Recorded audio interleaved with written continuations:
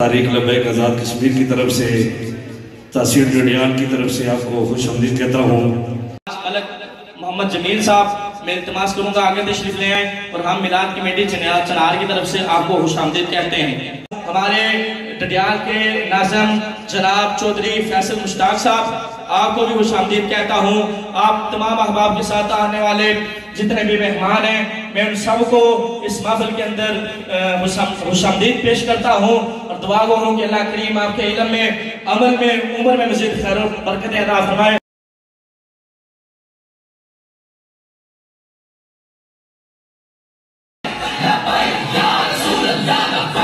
ہم نے سنا تھا کہ جب سید فضل حسین المعروف مولانا حسرت موہانی کو انگریز نے 27 سال کی قید سنائی اور پھر 27 سال کی قید بمشقت تھی اور روزانہ چکی پیستے تھے۔ روزانہ ہم جن چکیوں میں گئے دین کی خاطر، حضور کی عزت و ناموس کی خاطر، مجھے اندر ایک عام بندہ تھا، عام کارکن تھا۔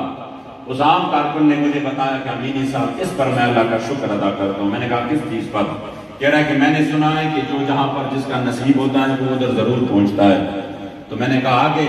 تو انہوں نے کہا ہمارے نصیب میں تھا کہ ہم یہاں پر چکیوں میں آئے، جیل میں آئے، لیکن کیا خوش قسمتی ہم آرمی کو پیچھے لگاتے ہیں، ان کو تہس نہس کرتے ہیں۔ وجہ کیا ہے؟ یہ غازی یہ تیرے پر اسرار بندے جنہیں تو نے بخشا ہے ذوق خدائی۔ رومیوں نے اپنا جاسوس بھیجا صحابہ کے پاس جائیں کہ وہ کون سی طاقت ہے ان کے پاس جن سے وہ 60 بندے 60,000 کے مقابلے میں لڑتے ہیں۔ وہ کون سی طاقت ہے جو 313 پہ سر و سامانی کے عالم میں 1000 کو شکست دے جاتے ہیں؟ وہ کون سی طاقت ہے جس کے پاس کھانے کے لیے تو کچھ نہیں مگر صرف ایک تہبند میں کسر و کسرا کے دروازے پر کڑے ہوتے ہیں اور پھر ان کی طاقت کو ٹکڑے ٹکڑے کر کے ریس مریس کر کے اپنے پاؤں میں ان کو لے آتے ہیں۔ تو وہ کون سی طاقت ہے؟ تو جاسوس نے 3 دن گزارے اور 3 دن کے بعد جب اپنے لوگوں کے پاس آیا تو انہوں نے اپنے رومی سردار کو کہا کہ میں نے ان کے درمیان ایک عجیب بات پائی ہے۔ وہ کیا ہے؟ انہوں نے کہا ہم رہبان باللیل و فرسان بالنہار، جب رات ہوتی ہے تو ان کے عالم یہ ہے کہ وہ اللہ کے سامنے گڑگڑاتے ہیں، سجدہ ریز ہو جاتے ہیں، اپنا پیشانی زمین پہ رکھ کر پھر یہ اللہ کے حضور رونا اور اللہ کے حضور خشوع حضور سے پڑے ہوتے ہیں۔ لیکن جب صبح ہو جاتی ہے تو اپنے گھوڑوں پہ بیٹھ کر دشمن پر حملہ کرنے کے لیے اپنے امیر کا انتظار کرتے ہیں کہ وہ کب ہمیں حکم دے اور ہم دشمن پر ٹوٹ پڑے۔ اس لیے ان کی تاریخ یہی ہے، دو رزے مجاہد وے عابد تطورش ہوئے وے، ان کی یہی تاریخ ہے۔ رات کو یہ سب سے بڑے عابد ہوتے ہیں اور جب دن ہوتا ہے اور حضور کے دین پر، دین دشمنوں پر جب حملے کے لیے بلائے جاتے ہیں تو پھر ان سے بڑے مجاہد کوئی نہیں۔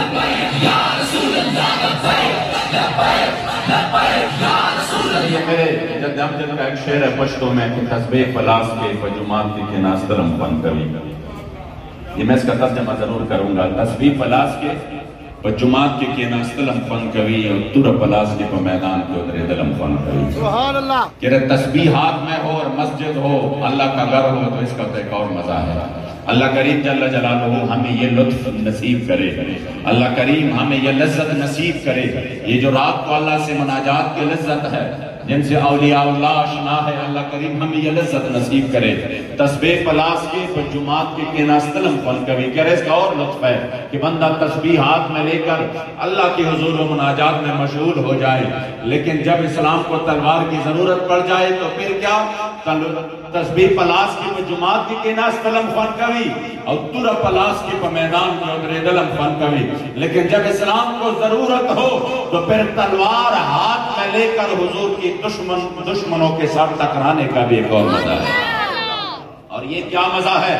یہ وہ مزہ ہے کہ پھر یہ مزہ کائنات میں کسی بھی جگہ پر نہیں ہے۔ تجھے کیا بتائیں ہم نشی، ہمیں موت میں جو مزہ ملا نہ ملا وہ مسیح و حضر کو حیات عمر دراز میں۔ بال فرماتے آپ کو کیا پتا کہ شہید کی موت میں جو مزہ ہے اور شہید کو جب موت آتی اس میں جو مزہ ہے، کسی کو بھی زندگی میں اتنا لطف اور سرور نہیں ملا جتنا لطف اور سرور شہید کو اپنی موت میں ملتا ہے۔ اس لیے انگریز کی یہی کوشش رہی کہ ان سے یہ جذبہ نکال دو. آج بھی بہت سارے لوگ کہتے ہیں یہ لبیک والی جذباتی ہے. میں نے کہا دین کی اساس ہی پوری جذبات ہے. دین کی اساس اور بنیاد ہی یہاں سے. ورنہ قبلہ امیر المجاہدین نے جب اتنا زور ڈالا ان نوجوانوں کو اور ان نوجوانوں کو جن کو لوگ ممی ڈیڈی نوجوان کہتے تھے کہ یہ کبھی اسی چیز سے آشنا نہیں ہے. خدا کی قسم اس مرد کلندر کی کیا بات. انہوں نے اس انداز سے دین حق کے ترجمانی کی اور پھر ان کی تربیت کی, اور تربیت بھی صرف زبان سے نہیں کی, اپنے کردار سے کی. یہ ہمارے الحمدللہ اکثریت یہاں پہ ذمہ داران بھی ہے, کارکنان بھی ہے. آپ سب نے دیکھا ہے, اپنی آنکھوں سے دیکھا ہے کہ آپ نے تربیت صرف زبان کی نہیں کی کہ میٹھی زبان استعمال کر کے آپ نے لوگوں کو ورگلایا. اپنے میٹھی زبان سے نہیں, آپ نے کردار سے دکھایا. اگر آپ نے دشمن سے ٹکرانے کی بات کی تو سب سے پہلے آپ دشمن سے ٹکرا چکے. اگر آپ نے ظالم کے خلاف کلمہ حق بلند کرنے کی بات کی تو آپ نے پورے, ہم سنتے تھے حضرت امام احمد ابن حنبل کے کہ انہوں نے زمانے کے 3 بادشاہوں سے ٹکر لے لی مسئلہ خلق القرآن میں. اور جب وہ آپ کو درے لگاتے تھے, اور وہ درے بھی کہاں پر, جب بغداد کے شہر عین وسط میں آپ کا قمیص مبارک اتار کر جب آپ کو درے لگاتے تھے تو ایک ایک درے کے ساتھ آپ فرماتے تھے القرآن و کلام اللہ غیر مخلوق ہے. سبحان اللہ, قرآن اللہ کی کلام ہے. آج اگر قرآن کی حفاظت ہوئی ہے اور فتنوں سے ہم بچے, اللہ کریم نے ایسے بندوں کے ذریعے اس کی حفاظت کی ہے. القرآن کلام اللہ غیر مخلوق. ہم نے سنا تھا کہ آپ نے وہ مکمل طور پر 3 ریاستی ظلم جبر کا مقابلہ کیا تھا. دیکھا ہم نے نہیں تھا کہ ایسے علماء کیسے ہوتے ہیں. ہم نے سنا تھا امام فضل حق خیرآبادی نے مقابلہ کیا. کس انداز سے کیا امام المتکلمین نے کہ آپ کو وہ کالے پانی کی سزا ہو گئی, اور اس سے آپ کی جو ہڈیاں ہے یہ بھی آہستہ آہستہ گلنے لگی. تو اسی وقت بھی جب آپ کی ہڈیاں کمزور ہو گئی اور آپ ضعیف العمری کی عمر میں تھے, آپ مکمل یعنی ضعیف العمر تھے, اسی وقت جب آپ کو انگریز نے کہا مولانا پیچھے ہٹ جائے اپنے اس فتوے سے, اسی وقت بھی آپ پیچھے نہ ہٹے. آپ نے فرمایا یہ تو صرف ایک جان ہے, 1000 جانیں آ جائے اور پھر چلی جائے, پھر بھی حضور کا یہ غلام اپنے جہاد کے فتوے سے پیچھے نہیں ہٹے.